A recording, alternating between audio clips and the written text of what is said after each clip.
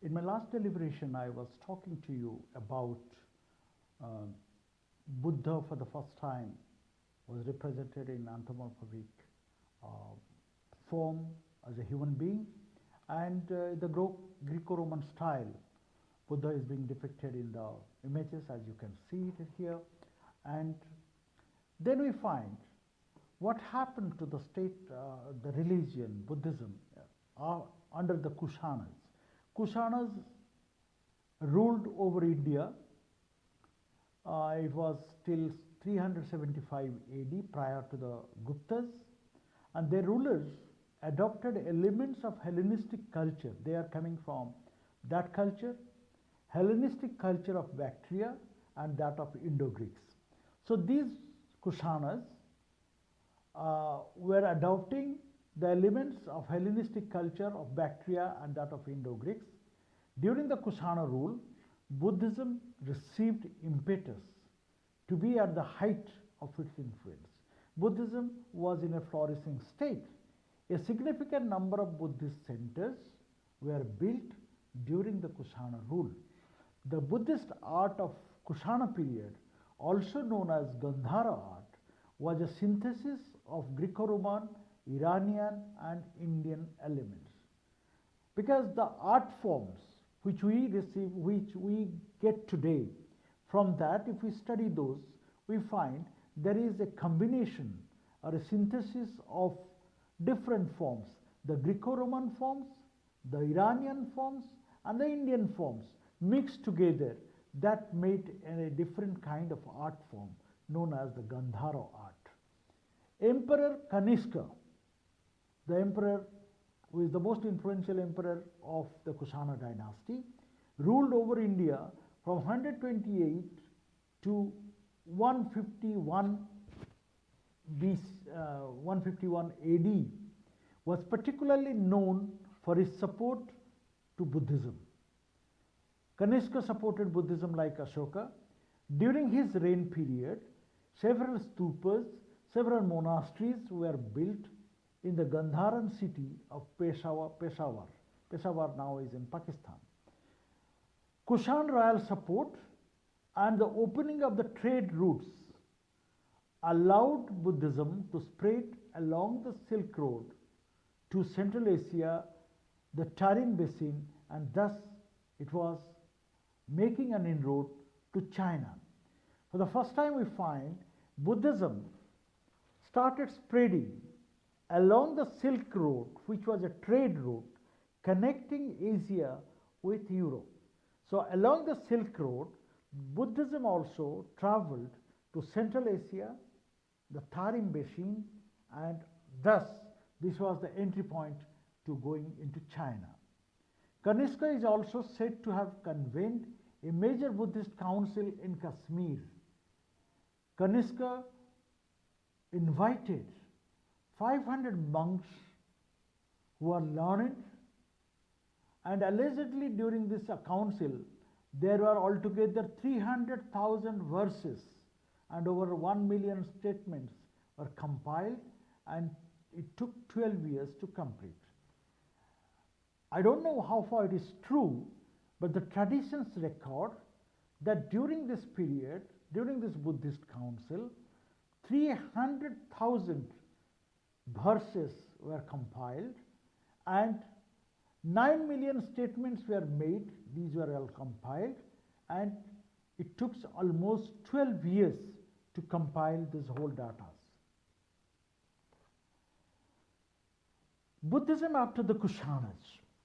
The Kushanas ruled for some time, I told you the time period, and then after Kushanas, what happened to Buddhism in those areas? After the fall of the Kushanas, Gandhara region was ruled by smaller kings, smaller kingdoms, and later we find the Huns. They are known as White Huns. The Huns conquered the area around 440 to 670 AD. Under them, Buddhism continued to thrive, and it was mostly in the cities like Balkh, that is Bactria. As mentioned, we got the information from the travelogue of the Chinese pilgrim Wen San, who visited the region in the 7th century. There were over 100 Buddhist monasteries in the city, because from the Chinese scholar Wen San's account, we could know that there were 100 Buddhist monasteries in the city, including many stupas inhabited by monks. After the end of the Huns, Buddhism in Gandhara, however, continued to thrive for some time in the adjacent area in the Swat Valley of Pakistan, Gilgit and Kashmir in Afghanistan. But altogether, after some period, it had to cease. There was no influence of Buddhism during that period. After that, the unified Kushana Empire helped Buddhism to grow, easily to spread along the trade route of Silk Road, as I said, and throughout Central Asia during the 1st century AD under the Kushanas. The Sravastibada school is another school of Buddhism, flourished in the region. Some of the monks were also bringing Mahayana teaching with them.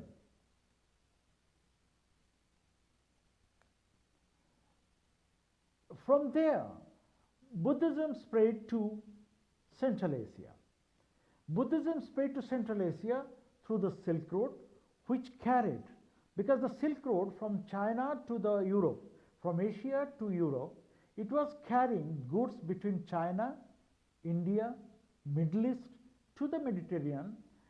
Since Buddhism was there in the region for about 2nd century BC, 2nd century AD, it didn't take long to become an important region in the area.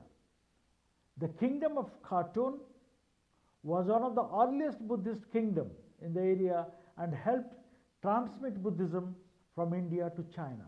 It was very significant moment. It was a very significant event in the history of Buddhism, that Buddhism along the Silk Road spread into Central Asia, and from Central Asia it made inroad to China.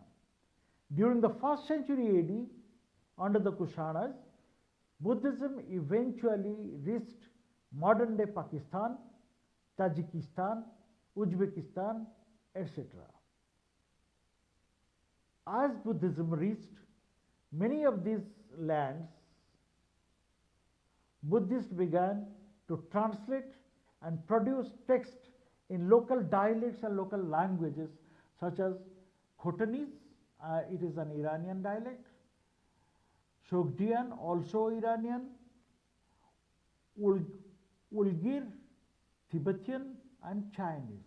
In the different languages, these Buddhist things got translated for the use of the passengers. Central Asia played a very significant role in transmission of Buddha or Buddhism to China. The first translator of Buddhist scripture into Chinese were Iranian, including the Parthians, who ruled over in 148 AD. The Yuji Queen and the Kang Shingakai from the Samarkand, they were instrumental in the spreading the Buddhism in China. As many as 37 early translators of Buddhist texts, majority of which have been translated from Iranian cultural sphere, Zoroastrian and Sassanian Empire, it is from 226 to 651 AD, eventually ruled over many of those regions like Parthia and Sogdia, where Buddhism were being tolerated